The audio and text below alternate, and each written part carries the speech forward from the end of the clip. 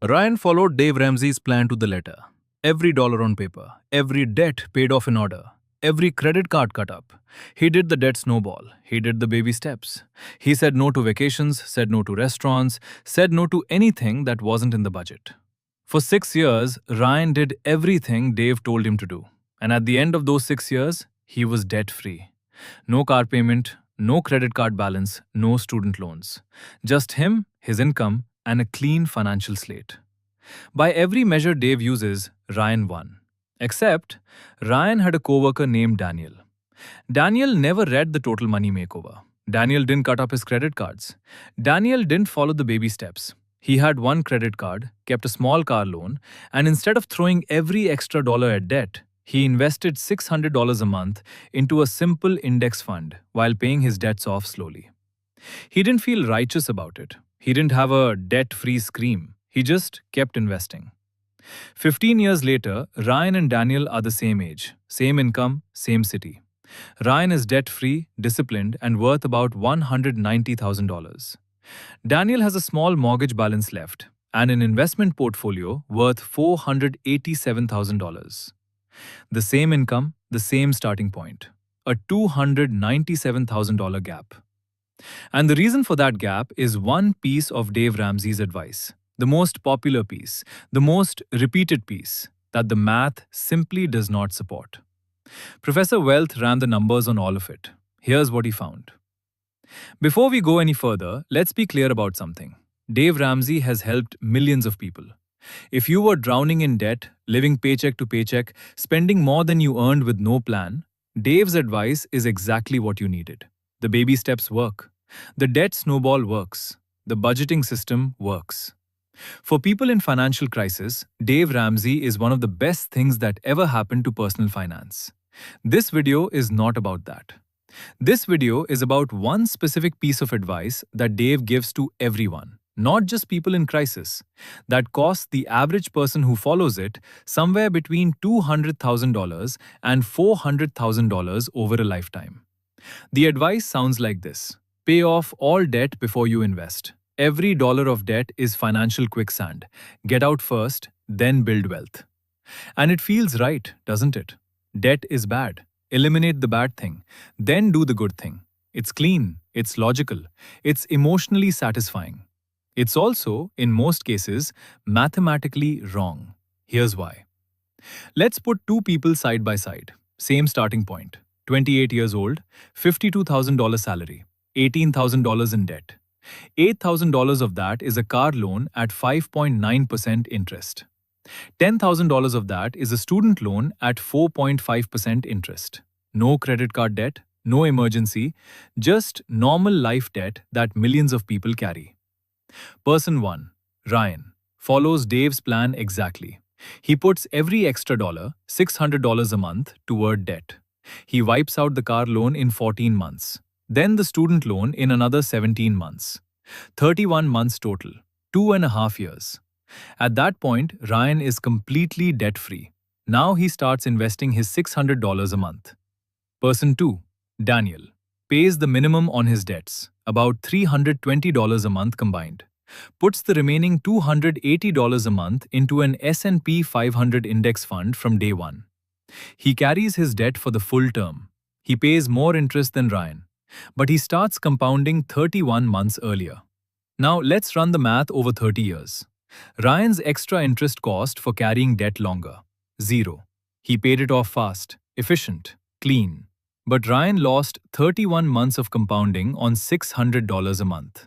Those 31 months, 2.5 years of $600 contributions at a 10% average annual return on the S&P 500 would have grown to roughly $287,000 by the end of a 30-year window. Read that again. The money Ryan didn't invest during his debt payoff period, the contributions he delayed, compounded into $287,000 by retirement. That's not the interest he saved. That's the compounding he sacrificed. Daniel, meanwhile, invested $280 a month for the full 30 years and paid slightly more in interest, roughly $1,800 more than Ryan on his loans. His investment account at year 30, approximately $487,000. Ryan's investment account at year 30, approximately $191,000. Same income, same 30 years, same market. A $296,000 gap because Ryan waited 31 months to start. That's the number the baby steps never show you. Here's the principle underneath all of this. When you pay off a debt with a 5% interest rate, you earn a guaranteed 5% return on that dollar. You eliminated a 5% cost. That's real. That's valuable.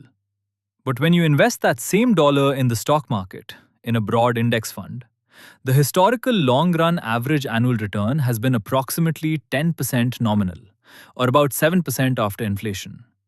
So the question isn't, should I pay off debt or invest?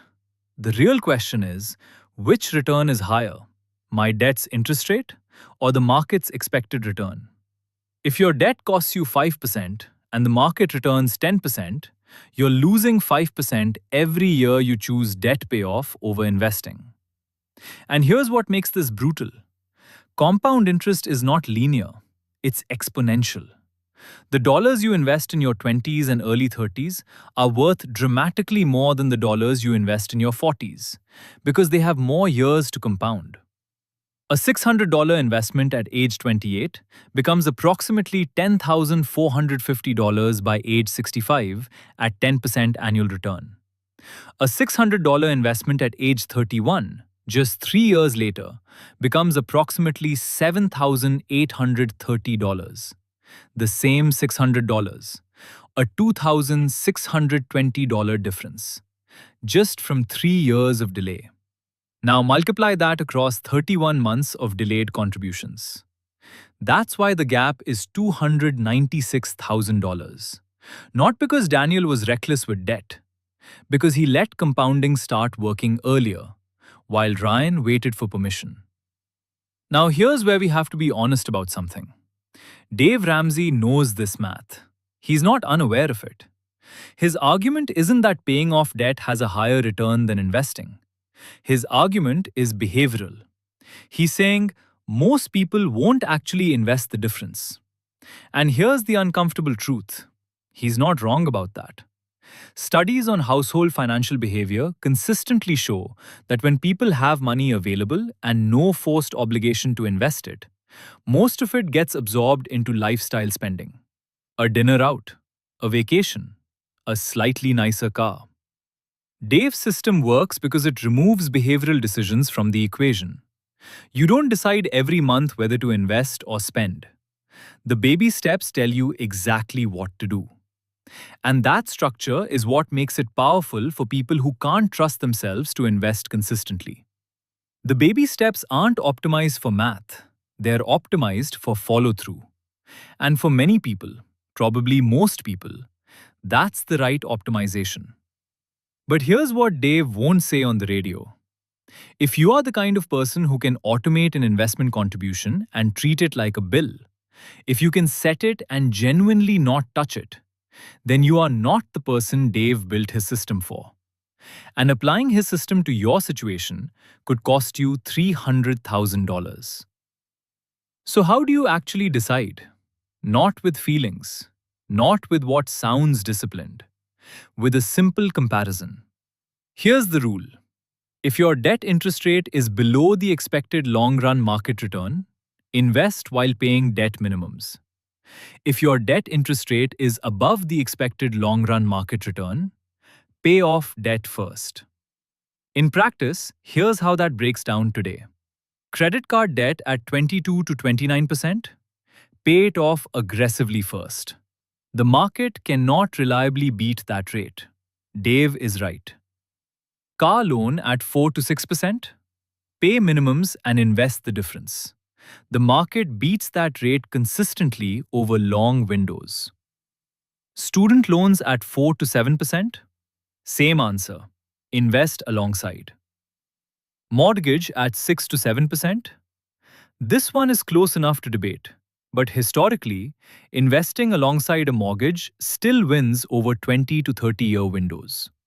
The line in the sand is approximately 7 to 8% interest. Below that line, invest alongside your debt. Above that line, eliminate the debt first. This isn't a loophole. It's not a trick. It's just the actual math that professional financial planners use when they aren't on the radio. Here's exactly how to execute this. Step 1. List every debt you have. Write the interest rate next to each one. Step 2. Sort them by interest rate. Anything above 7 to 8% goes on the aggressive payoff list. Anything below goes on the minimum payment list. Step 3. Calculate your minimum payments on the low-rate debts. Pay those automatically. Don't think about them again. Step 4. Take every dollar that would have gone toward aggressive low-rate debt payoff and automate it into a broad market index fund, an S&P 500 fund or total market fund with an expense ratio below 0.1%. Set up the automatic transfer the same day as your other bills. Step 5. Treat that investment contribution as non-negotiable. It is not discretionary money. It is not emergency money. It does not get touched for a kitchen renovation, a vacation, or anything else. It compounds. That's its only job. Step 6. As income grows, increase the contribution. The strategy scales. More invested earlier means more compounding time. The gap between you and someone who waited only widens. That's the entire playbook. 6 steps. The hardest one is step 4. Not because it's complicated, but because it feels wrong to invest while you still owe somebody money. Dave trained that feeling into you. Recognize it for what it is. But what if the market crashes? Over every rolling 15-year period in US stock market history, including the Great Depression, the dot-com crash, and 2008, total returns have been positive. The 30-year window has never produced a negative real return in US equity history. Ever. Crashes happen. They recover. The strategy is built for that. But debt is slavery. Dave says so. A 4.5% student loan is not slavery. It is a financial instrument with a specific cost. Calling it slavery is emotionally effective and mathematically irrelevant. What matters is the rate, not the feeling. But what about the peace of mind of being debt-free? Peace of mind in your financial life comes from having money, not from having less debt. A person with $487,000 invested and a small loan balance has more financial security than a person with zero debt and $191,000 in assets. The brokerage account is what protects you in an emergency. The lack of debt is just a feeling. But Dave's system worked for millions of people. It did. And for people with high-interest debt, no financial discipline, or no ability to automate, it's still the right system. Follow it. But if that's not you, you're paying a $300,000 premium for a system that wasn't designed for your situation. Ryan did everything Dave told him to do. He won the visible game, the debt-free scream, the clean balance sheet, the righteous feeling of owing nothing to no one. And he arrived at retirement $296,000 behind the coworker who never felt righteous for a single day. Daniel didn't feel disciplined. He felt slightly uncomfortable carrying a loan while watching index funds. Most months, he wondered if he was doing it wrong. He wasn't. He was just doing math instead of feelings.